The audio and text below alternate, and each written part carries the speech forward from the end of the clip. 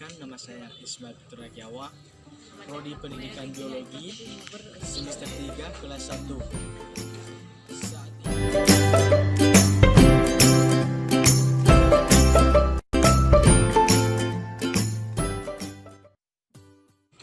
Saat ini kita akan membahas materi tentang dunia tumbuhan.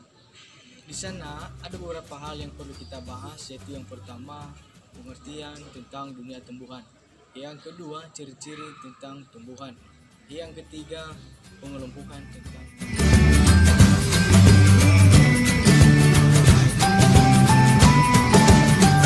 pada penjelasan, yaitu tentang dunia tumbuhan.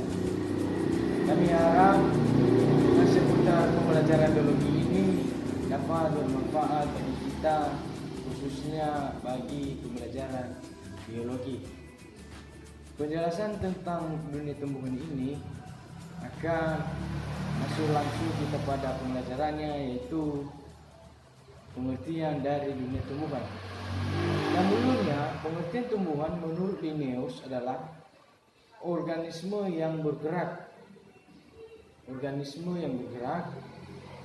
Awal perjalanan ini seorang ahli yang bernama Carolus Linnaeus pada tahun 1733 membagi dua kingdom, yaitu satu vegetabila dan plantae. Setelah itu, pada tahun 1886 oleh Haeckel mengubah nama vegetabila menjadi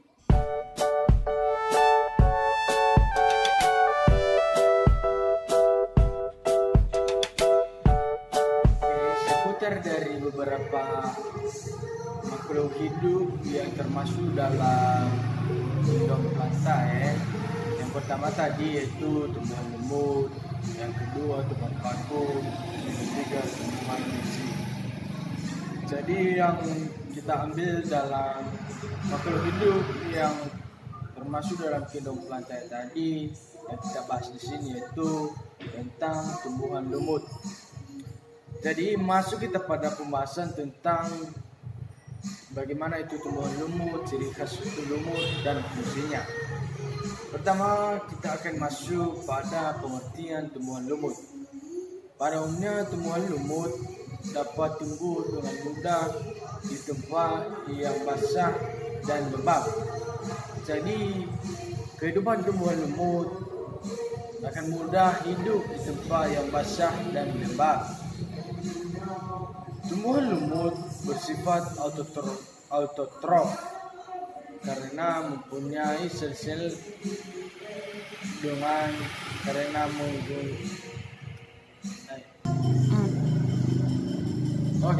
lumut bersifat autotrof karena mempunyai sel-sel dengan plastida yang menghasilkan klorofil.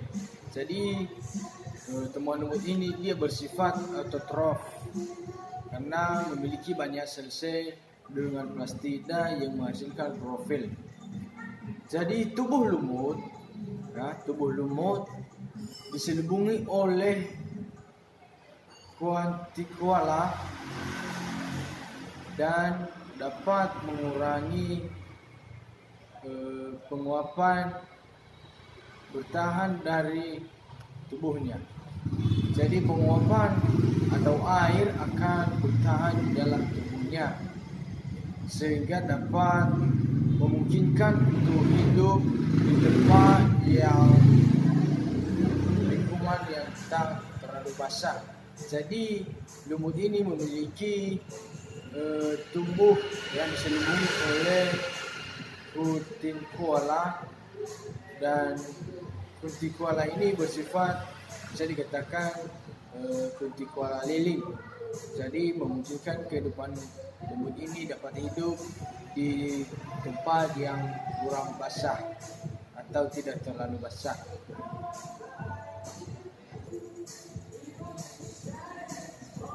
Oke, lanjut. Lumut dapat melakukan dua adaptasi yang memungkinkan tumbuh di tanah. Jadi ada dua adaptasi yang dimiliki oleh lumut ini.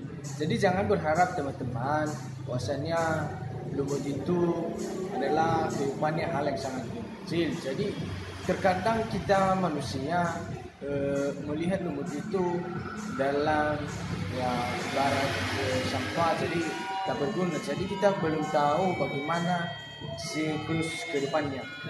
Masuk kita pada adaptasi tentang lumut. Itu satu, adaptasi pertama pada lumut itu adaptasi pertama, tubuh lumut diselubungi oleh kuntikola lilin sehingga dapat mengurangi penguapan dari tubuhnya. Jadi adaptasinya adalah pertama, tubuh lumut diselubungi oleh kuntikola lilin sehingga dapat mengurangi penguapan dari tubuhnya.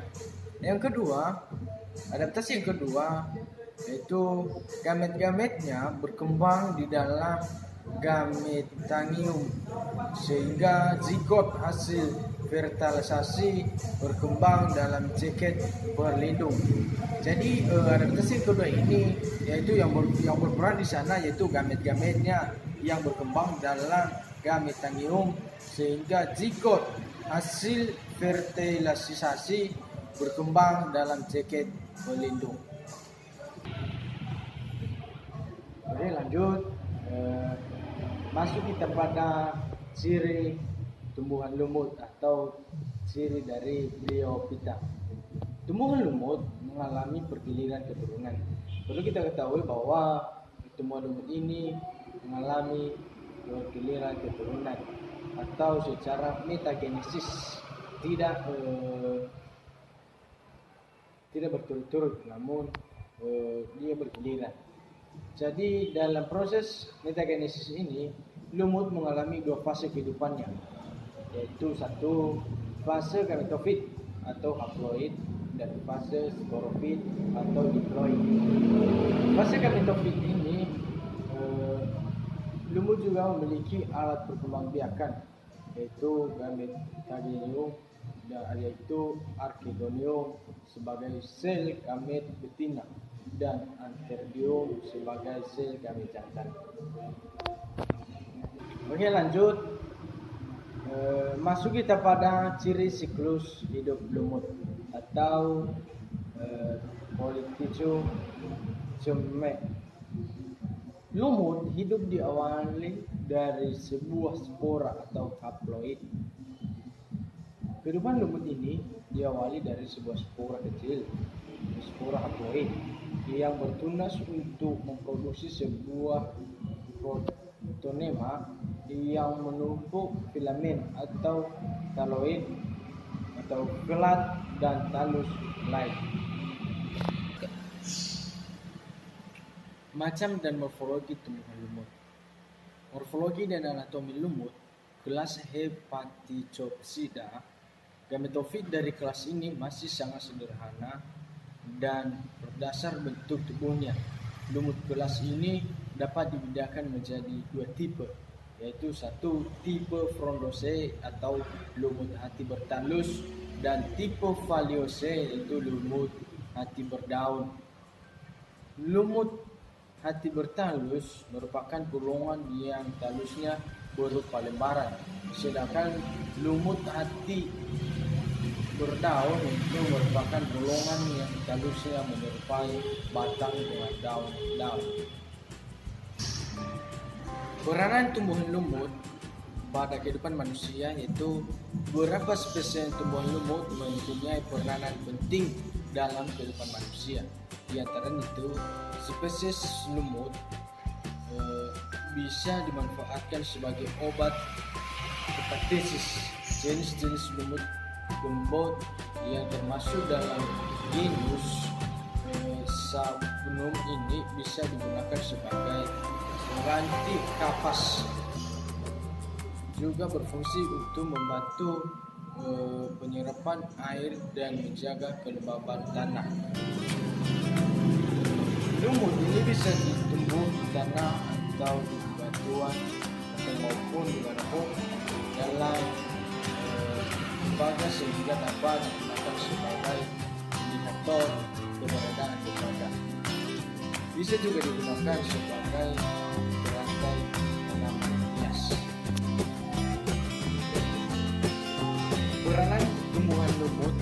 dalam ekosistem.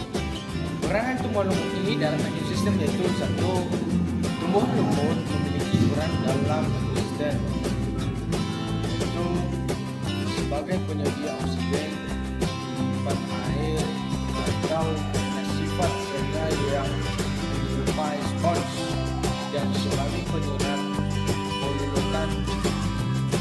Lumut ditemukan terutama di area sedikit cahaya atau ringan dan tebal.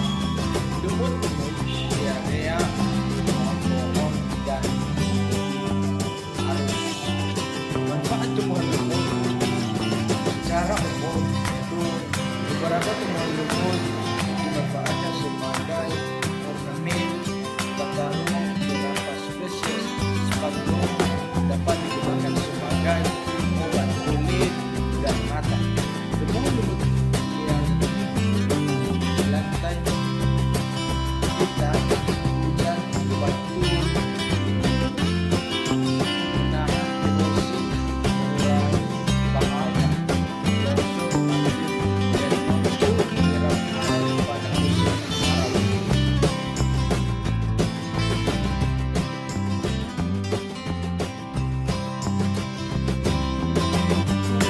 Demikian saja penjelasan dari saya tentang dunia tumbuhan ini. Bila ada kesalahan dalam penjelasan dan pemaparan materi, saya mohon maaf dan mohon untuk dimaklumi. Sekian dan terima kasih. Ya ahowo.